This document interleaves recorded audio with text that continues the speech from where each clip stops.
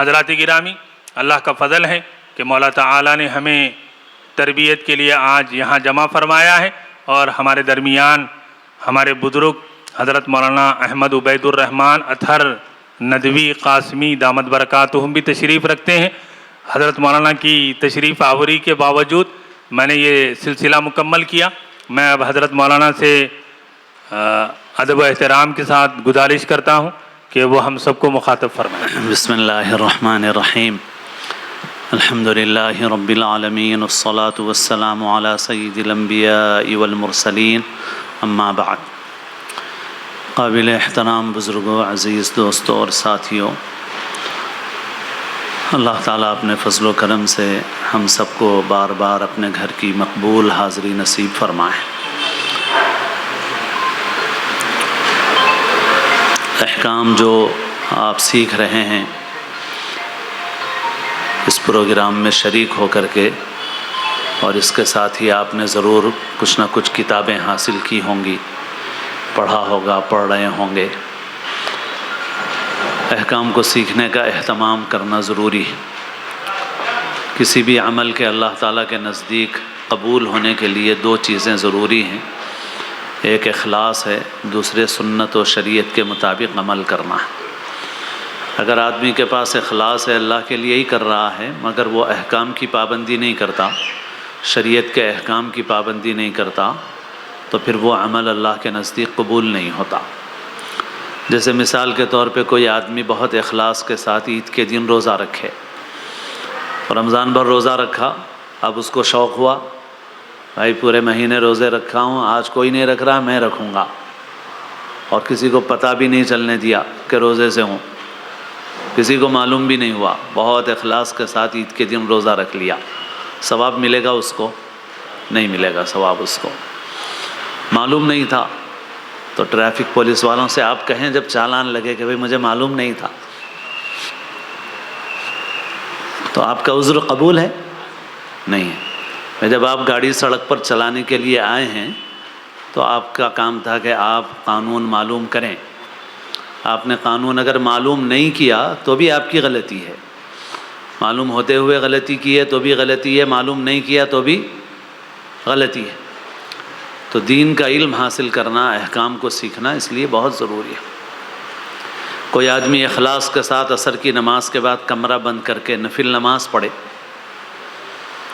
تو اسے ثواب ملے گا؟ نہیں ملے گا ثواب۔ کوئی آدمی روزے کا ثواب بڑھانے کے لیے مغرب میں افطار کرنے کے بجائے تراویح کے بعد افطار کرے، کوئی مجبوری سے نہیں بلکہ اس لیے تاکہ زیادہ ثواب حاصل کروں، تو ثواب ملے گا اس کو؟ نہیں ملے گا، الٹا نافرمانی کا گناہ ہوگا اس کو۔ جو حکم ہے اس پہ عمل کرو۔ اس لیے احکام سیکھیں، لاپرواہی نہ کریں، کیونکہ بہت سے لوگ ایسا محسوس ہوتا ہے کہ وہ اہمیت نہیں دینا چاہتے۔ یہ بات بہت نامناسب ہے۔ ایک مرتبہ ہمارے مسلی ہیں، دوست ہیں، اخبار دی ہندو میں لمبے عرصے تک کام کیے اور انگریزی کے مشہور صحافی ہیں، صحافیوں کے حلقے میں۔ تو ایک مرتبہ آئے، بولنے لگے ہوٹل سروور میں ایک کورس چل رہا ہے، اور اس کورس میں، اس کیمپ میں باہر جانے والے لوگ، امریکہ وغیرہ جانے والے لوگ سیکھ رہے ہیں۔ کیا سیکھ رہے ہیں؟ کھانا کیسا کھانا چاہیے، چمچہ کاٹا کیسے استعمال کرنا چاہیے، اگر کوئی لنچ پر بلائے تو سوٹ کا رنگ کیا ہونا چاہیے، ڈنر پہ بلائے تو سوٹ کا رنگ کیا ہونا چاہیے، سوٹ کے ساتھ ساکس کا رنگ کیسا ہونا چاہیے۔ تو انہوں نے وہی بیانات سنتے رہتے ہیں تو بتایا کہ مولانا آپ سنتوں کے متعلق بولتے رہتے ہیں، تو سنت کو تو اہمیت نہیں دیتے، مگر امریکہ جا رہے ہیں تو سوٹ کیسا ہونا، سوٹ کے ساتھ ساکس کیسا ہونا، ڈنر میں کیسا ہونا، لنچ میں کیسا ہونا، یہ سب سیکھ رہے ہیں لوگ۔ تو بھائی دنیا والوں کے لیے تو سب سیکھو، انٹرویو فیس کرنا ہے تو سب سیکھو، اور اللہ کے دربار میں حاضری دینا ہے اور احکام نہ سیکھو، پھر حاضری کیسے قبول ہوگی اللہ کے پاس؟ ایک تو یہ ہے کہ اہمیت دینے کے باوجود غلطی ہو جائے انسان سے، وہ تو ہوگی غلطی، بالخصوص ایسی عبادت میں جس کو بار بار انسان نہیں کرتا، جیسے نماز عید میں غلطی ہوتی ہے، ایسے یہاں پر بھی غلطی کا اندیشہ ہے، ہوگی غلطی ہوگی، تلافی کر لو، جو شریعت نے حکم رکھا ہے اس حکم کے مطابق صدقہ کرو، دم دو، جو کرنا ہے وہ کرو۔ غلطی ہو جانے پر یہ تلافی کوئی بات نہیں ہے، معافی ہے اللہ کے پاس۔ لیکن اگر کوئی آدمی سیکھے ہی نہیں اللہ کی دربار کی حاضری کے احکام اور آداب، تو پھر اللہ تعالیٰ کے دربار کو اس نے اہمیت نہیں دی، گویا نعوذ باللہ۔ جب اہمیت نہیں دی، احکام کو اہمیت نہیں دی، تو پھر حج اللہ کے پاس کیسے قبول ہوگا اللہ کے پاس؟ اس لیے بہت خیال رکھیں اس کا۔ یہی چیز ہے، اس کا تعلق دیکھنے میں ظاہر سے ہے مگر اصل میں اندرون سے، قلب سے۔ دیکھنے میں تو ظاہری احکام کی خلاف ورزی ہو رہی ہے، مگر اصل یہ ہے کہ دل کے اندر عبدیت اور بندگی نہیں ہے۔ دل کے اندر عبدیت اور بندگی، اور اللہ تعالیٰ کے نزدیک وہی قبول ہے، عمل کچھ بھی نہیں ہے۔ اللہ تعالیٰ کے پاس کتنی رکعتیں پڑھا یہ نہیں ہے، اللہ کے پاس پڑھنے میں دل میں بندگی اور عبدیت کی کیفیت تھی یا نہیں ہے؟ نہیں تھی۔ یہ سر جھکتا ہے یا نہیں جھکتا یہ نہیں ہے اللہ کے پاس۔ اللہ تعالیٰ دیکھتے ہیں کہ دل جھک رہا ہے یا نہیں جھک رہا ہے اس کا۔ سر تو جھک رہا ہے مگر دل نہیں جھک رہا ہے۔ دل نہیں جھک رہا ہے تو خالی سر جھکنے سے کچھ نہیں ہوتا، سر جھک رہا۔ اس لیے لاپرواہی کرنا، اہمیت نہ دینا، یہ دل کی بیماری کا اثر ہے، اسی کا نتیجہ۔ اس لیے اللہ کے دربار کی عظمت کو پہچانیں، اپنے کو بندہ بنائیں۔ نوکر ہوں میں، نوکر بھی کیا ہے؟ سمجھانے کے لیے نوکر۔ ہم تو اتنے عاجز بندے ہیں کہ کچھ پوچھیے مت۔ ہمارا نوکر بھی کوئی زر خرید، غلام بھی ہمارا اتنا ہمارے سامنے اتنا عاجز نہیں ہے جتنے ہم اللہ میاں کے سامنے عاجز ہیں۔ تو ہم بندے ہیں، بندے کا کام ہے مالک جو بولے وہ کرنا۔ تو لہٰذا احکام سیکھنے کا اہتمام کریں، ساتھ میں جو لوگ جاننے والے رہتے ہیں ان سے پوچھ کے عمل کریں، معلوم نہیں ہے معلوم کریں، اور احکام کی پابندی کا اہتمام کریں۔ ان احکام پر پورے عمل کے ساتھ ساتھ جو آداب ہیں ان کا اہتمام کریں، دل کے اندر اخلاص پیدا کریں، اپنے اخلاص کی فکر کریں۔ اور جیسے میں نے کہا بس ایک ہی چیز ہے بھائی، اللہ کے سامنے عاجزی اور بندگی، اور یہ عاجزی بندگی اعضاء اور جوارح کی اصل میں نہیں ہوتی۔ اعضاء جوارح تو تابع ہوتے ہیں، یہ عاجزی اور بندگی اصل میں دل کی ہوتی ہے، دل کی ہوتی ہے، دل کی ہوتی ہے۔ اولیاء اللہ اور بزرگان دین کے پاس جو محنت ہوتی تھی وہ اسی کی ہوتی تھی۔ آج کل لوگ بزرگان دین کے معاملے میں افراط اور تفریط میں مبتلا، کچھ لوگ تفریط میں مبتلا ہیں۔ جیسے ایک شخص سعودیہ میں بیٹھا ہوا، جب کیسٹیں تھیں اب تو کیسٹیں ختم ہو گئی، 10-15 سال پہلے ہو گیا، کسی نے مجھے ایک کیسٹ دیا، میں نے 5 منٹ سن کے بند کر دیا اس کو، کیونکہ وہ شخص حضرت جنید بغدادی، حضرت بایزید بستامی، بڑے بڑے بزرگوں کا نام اتنی بے ادبی سے لے رہا ہے کہ ہم اگر کوئی آدمی بازاری آدمی ہے تو بھی نہیں لیتے ہم اس کا نام، ہمارے علاقے کا کوئی روڑی شیٹر ہے تو بھی نہیں تذکرہ کرتے ہم اس کا۔ استغفر اللہ، استغفر اللہ۔ ہم کو معلوم ہے کہ یہ ہمارے محلے کا، ہمارے علاقے کا، ہمارے سرکل کا روڑی ہے یہ، تو بھی ہم اس کا تذکرہ اس کے سامنے، اس کے پیچھے اس انداز سے نہیں کرتے جتنا بے ادبی سے وہ شخص ان بڑے بڑے بزرگوں کا تذکرہ کر رہا ہے۔ اور وہ خود جاہل ہے، عالم نہیں ہے، یہ مجھے معلوم ہے اچھی طرح سے، اس کو تھوڑی عربی بھی نہیں آتی اس کو، مگر وہ عربی کی عبارتیں پڑھ کے بتا رہا ہے اس میں کفر ہے، اور ہم تو 10 سال پڑھنے میں لگا چکے، پھر بھی پڑھنے پڑھانے میں ہی لگے ہوئے ہیں، ہم کو کفر نظر نہیں آ رہا، اس کو کفر نظر آ رہا اس کو۔ تو کچھ لوگ ایسے ہیں، کچھ لوگ افراط میں مبتلا ہیں، ان بزرگوں کے نام پر ایسے کام کر رہے ہیں جو سنت و شریعت کے خلاف ہیں، جو خود ان بزرگوں کی تعلیمات کے خلاف ہیں۔ ان بزرگوں نے نہیں کہا۔ بہت سی غلطیاں ہمارے سماج میں ایسی پھیلی ہوئی ہیں، میں اختلاف کی بات نہیں کرتا ہوں، ہمیشہ جوڑ کی بات کرتا ہوں۔ میں کہتا ہوں بھائی وہ جو برائیاں غلطیاں لوگ کر رہے ہیں، کوئی بھی مکتب فکر ہو، دیوبندی ہو، بریلوی ہو، کوئی بھی مکتب فکر کا عالم ہو، آپ اس سے پوچھو وہ بولیں گے غلط ہے، یہ صحیح نہیں ہے، غلط ہے۔ تو بہرحال کچھ لوگ افراط میں، کچھ تفریط میں مبتلا ہیں۔ میں آپ سے کیا عرض کرنا چاہ رہا ہوں؟ میں عرض کرنا چاہ رہا ہوں مگر ان کے پاس جو محنت تھی، جو کام تھا، وہ دل کی محنت تھی، دل کی محنت تھی۔ دل بنانے کی محنت تھی. سر جھکانا تو سیکھ لیا، دل جھکانا سیکھو. دل بنانے کی محنت، دل جھکانے کی محنت. اور اللہ کے نزدیک قیمت اسی کی ہے بھائی، قیمت اسی کی. ظاہر بھی ضروری ہے اور اندر کا باطن بھی ضروری ہے، دل بھی ضروری ہے. تو بہرحال کوشش کریں ہم اللہ سے مانگیں، ہر چیز اللہ سے مانگو. حدیث میں ہے کہ بھائی آدمی کا جوتے کا تسمہ ٹوٹ جائے اللہ سے مانگو، نمک چاہیے اللہ سے مانگو. تو بھائی یہ بھی توفیق اللہ سے مانگو، توفیق بھی اللہ سے مانگو. ہمت و محنت کے توفیق عمل سب تیرے محتاج ہیں اے عز و جل. جس کو تیری راہ سے جو بھی ملا وہ تیرے دستے کرم ہی سے ملا. ناخن تدبیر گھس جانے کے بعد، پردہ اسباب جل جانے کے بعد، بس تیری جانب ہے اب میری نگاہ، ناؤ میری پار ہو میرے الہ. اللہ سے مانگو، توفیق اللہ سے مانگو. بزرگوں کی کچھ نقل کر لو، اللہ والوں کی نقل کر لو.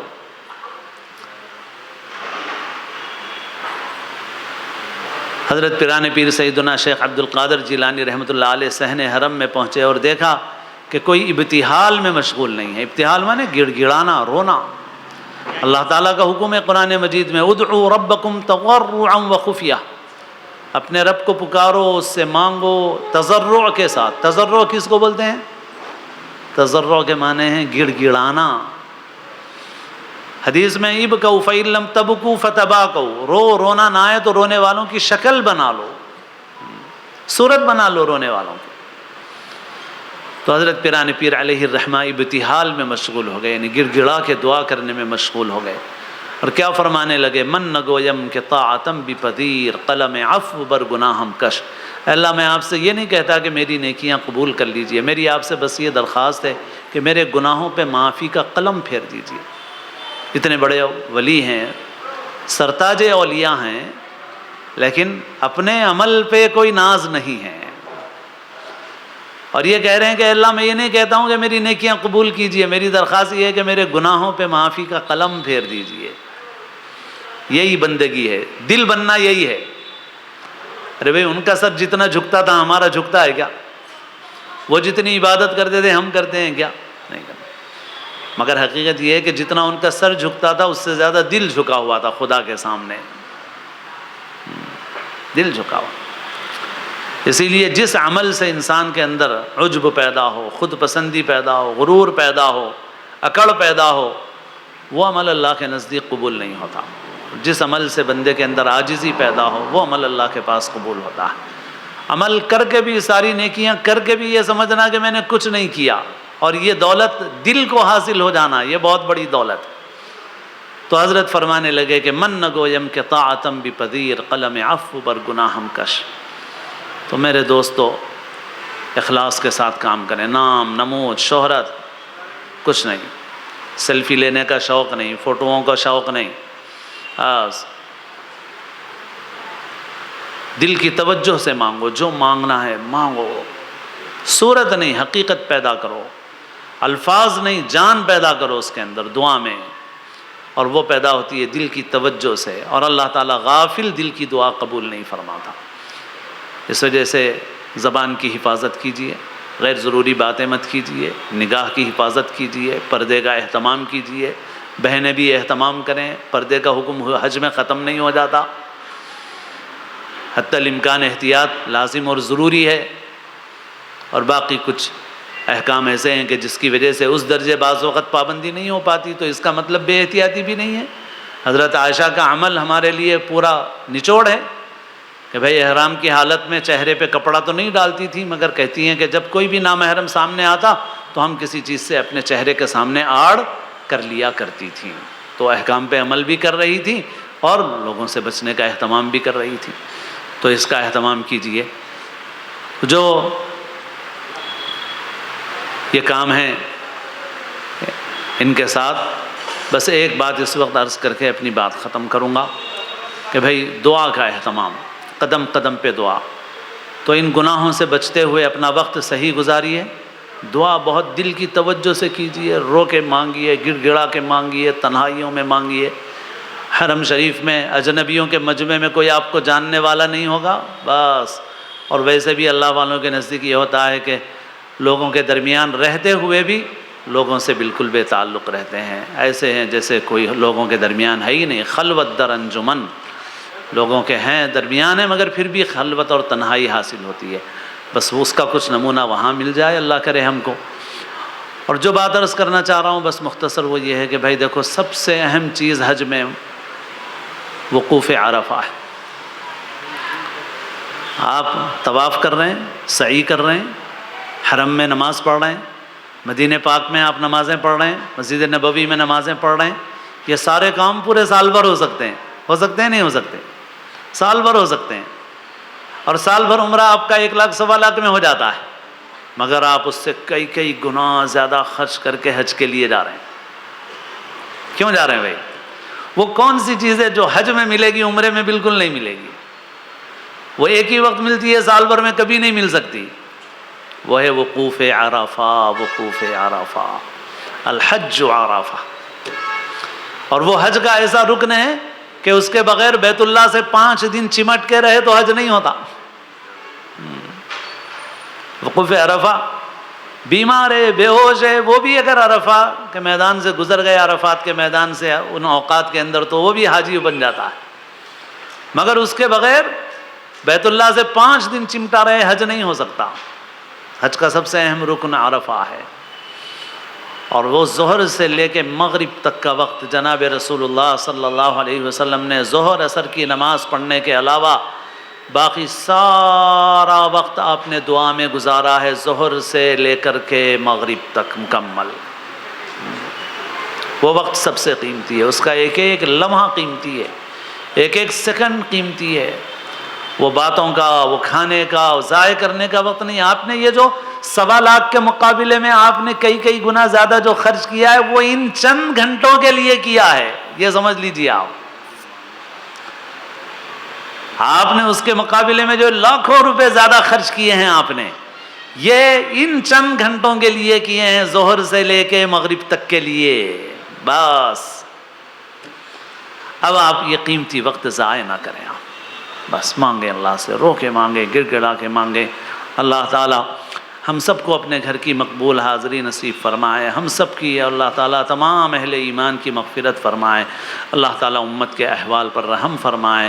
ربنا لا تجعلنا فتنة للقوم الظالمين ونجنا برحمتك من القوم الكافرين، وصلى الله وسلم على خير خلقه محمد وآله وصحبه أجمعين برحمتك يا أرحم۔ جمال الوجود بذكر الإله، وتصفو الحياة بنور هداه، جمال الوجود بذكر الإله، وتصفو